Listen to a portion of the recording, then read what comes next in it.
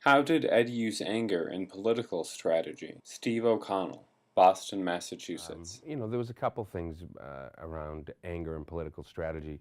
More than anger, I think what Ed would always try and figure out was if his disability made somebody uncomfortable, he was going to use that to his advantage.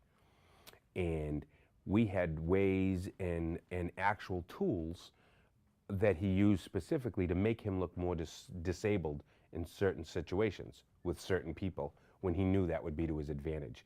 Had this little red checkered blanket that was pathetic looking. I mean, it just made you, and he'd have me tuck that across his lap, and he'd raise his legs. There was a certain angle at his legs that made him look very disabled, and he could put his back at a certain on the power recliner on his wheelchair, and he'd put that back in a certain way.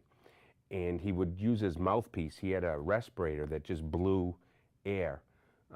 What was wrong with Ed from his post-polio, his diaphragm wouldn't draw the air, so he needed this thing to blow air into his lungs. He didn't need oxygen, he just needed air blown into his lungs. And how he would use that to time his words, he could hold it in his teeth like a pipe and talk pretty regular. But if he was in a situation where he could tell the person was uncomfortable with his disability, he could break it up so that it would be, if he were going to say, that you're going to hurt a lot of disabled people with that decision. He would lean back and put the thing in and say, you're going to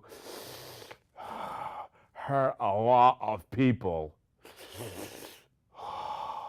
with that political decision. And I mean, it was like, oh, it was like pulling somebody's heart out. It was like, and then we'd leave and he'd go, did you see him fall for that? That was great, wasn't it? I was like, you're the best, Ed, you're the best. You got him great. And he would use surroundings if he sensed that you were the person he was dealing with was uncomfortable with his disability, he would use it to his advantage.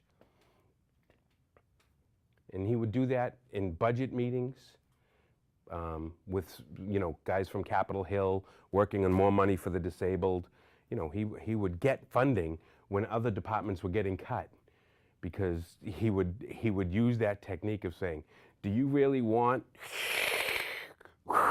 me and a lot of people just like me protesting you at the next election? And they'd be like, you could see their head rolling around. Oh my gosh, no way. Not a problem. We'll back this bill. We'll support this. No problem at all. So that's what he would look for. He would look for any edge he could get. Anything he could use his disability to his advantage, that's what he thought you should do. And he thought everybody should do that. Whether you're disabled or not, you should be looking for things to use to your advantage politically.